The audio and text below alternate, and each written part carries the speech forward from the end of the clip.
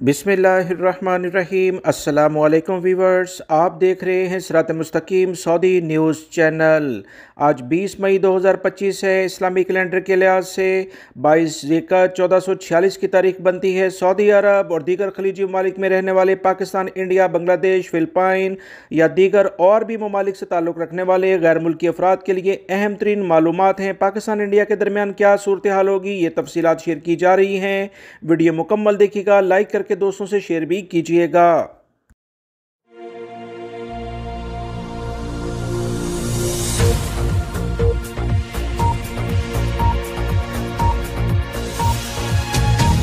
पाकिस्तान और इंडिया के मौजूदा कशीदा सूरत हाल में ताज़ा तरीन इतलात ट्रैवल एजेंट्स की जानिब से शेयर की गई है कि पाक भारत कशीदगी और टर्की की पाकिस्तान की हमायत करने के बाद फ़ज़ाई टिकटों की कीमतों के लिहाज से हर गुजरता दिन मुश्किलात का सबब बन रहा है। जंग बंदी के बाद इंडिया में एक मुहिम चलाई गई कि टर्की का बाइकआउट करे और मुल्क से यकजहती साबित करने के लिए भारतीय शहरी इनका टर्की के लिए सियाती सफ़र कैंसिल कर दें, ताकि टर्की और आज़रबाईजान को माशी लिहाज से सबक सिखाया जा सके।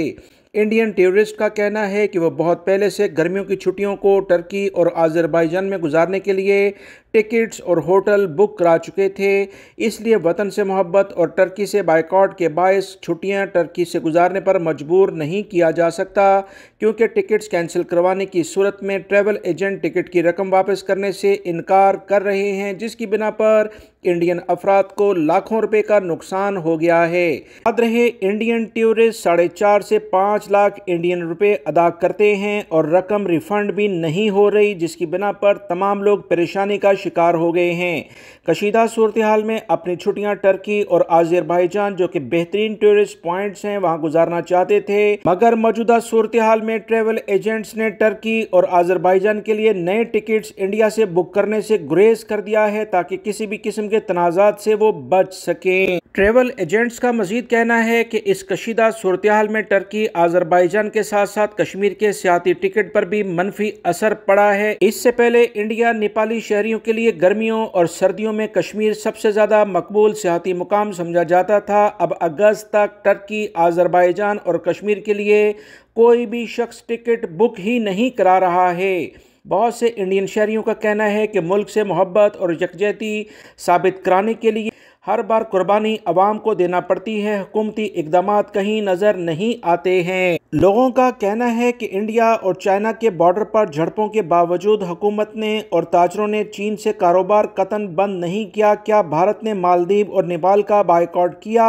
अगर इंडियन हुकूमत का कारोबार इन ममालिक से ख़त्म हो जाता तो हम कहते कि ये दुरुस्त था। अवाम को सैर व तफरीह के लिए जो भी मुल्क का इंतखाब करना पड़े, वहाँ उनको लाजमी जाना चाहिए। इंडियन अवाम अब ये सवाल उठाना शुरू हो चुके हैं कि इंडिया ने मालदीव और नेपाल का बाइकआउट क्यों नहीं किया। अगर भारतीय हुकूमत कारोबार इनसे ख़त्म नहीं कर सकती, मसनूआत का बाइकआउट नहीं कर सकती, तो आम लोगों को क्यों उकसाया जा रहा है। मजीद इतलात के मुताबिक इंडियन डिफेंस मिनिस्टर का कहना है कि सरहद पार फौजी दुश्मन को रोकने के लिए जंगबंदी की कोई एक्सपायरी डेट नहीं है। Viewers, Indian DGMO Rajeev Ghai और Pakistani DGMO major general Kashif Abdullah के दरमियान जंगबंदी के हवाले से मुज़ाकरात का फिलहाल कोई इम्कान नहीं है।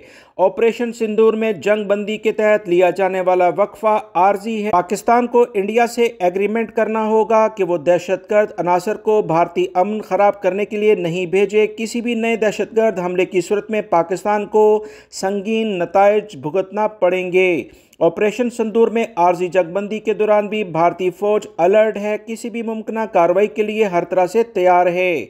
अगर जरूरत पड़ी तो पाकिस्तान में घुसकर दहशतगर्दों के ठिकानों को भी निशाना बनाया जा सकता है, जो यकीनन शहरी आबादी पर हमलों की सूरत में होगा, जैसे 6 और 7 मई को हुआ था। वीवर्स, ये अहम बयान इंडियन डिफेंस मिनिस्टर ने भोज एयरबेस पर खिताब के दौरान दिया है। पाकिस्तान की तरफ से फ्रांसीसी राफेल जंगी जहाज गिराए जाने के बाद आज की सबसे अहम हेडलाइन इंटरनेशनल मीडिया में ये बन रही है कि राफेल फाइटर जेट के सोर्स कोडिंग को इंडिया के हवाले कतन ना किया जाए। फ्रांस की इस फैसले से दोनों मुल्कों में में काफ़ी टेंशन और तनाव का खतरा बढ़ गया है। व्यूअर्स, इंटरनेशनल मीडिया मुसलसल रिपोर्ट कर रहा है कि इंडियन हुकूमत और आला फौजी क़यादत के बारहा कोशिशों के बावजूद फ्रांसी एविएशन ने हर उस ज़रूरी सॉफ्टवेयर को शेयर करने से कतन इनकार कर दिया है जो राफेल तैयारों के मिशन सिस्टम, राफेल में लगने वाले हथियारों की इंटीग्रेशन और एविएशन को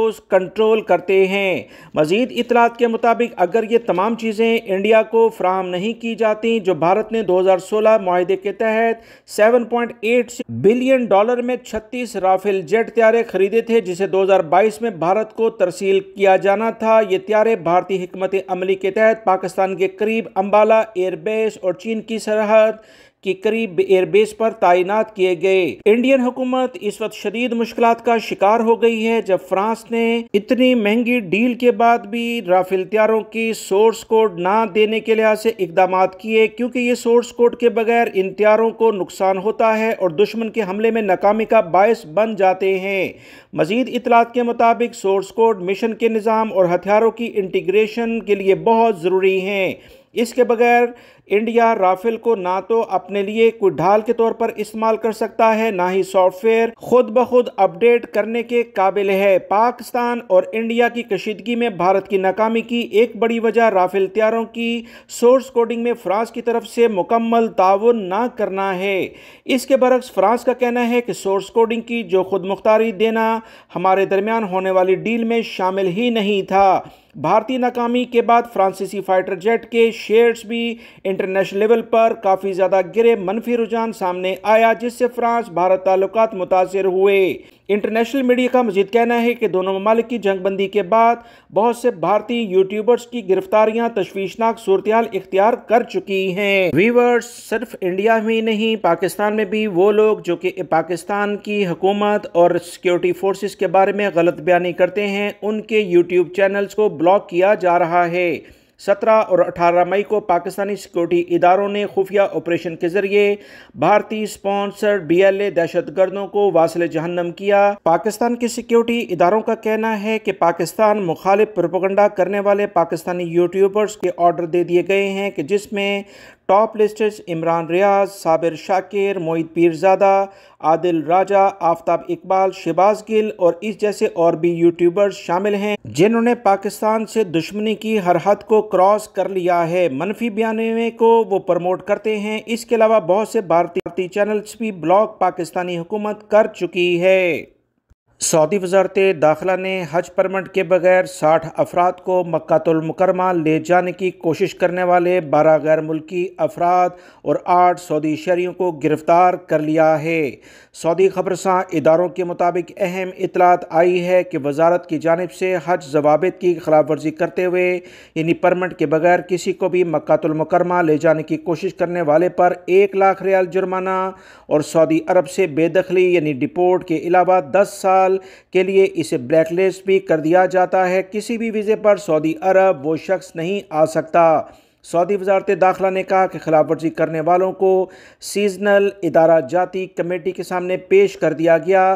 केस की समाअत के बाद सज़ाओं का ऐलान किया जाएगा। सऊदी वज़ारत की जानिब से सऊदी शहरी और गैर मुल्की अफराद को हज कवानीन पर सख्ती से अमल करने की हदायत जारी की गई हैं, जिसका मकसद आज़मीन हज को हर मुमकिन सहूलियात फ़राहम करना है।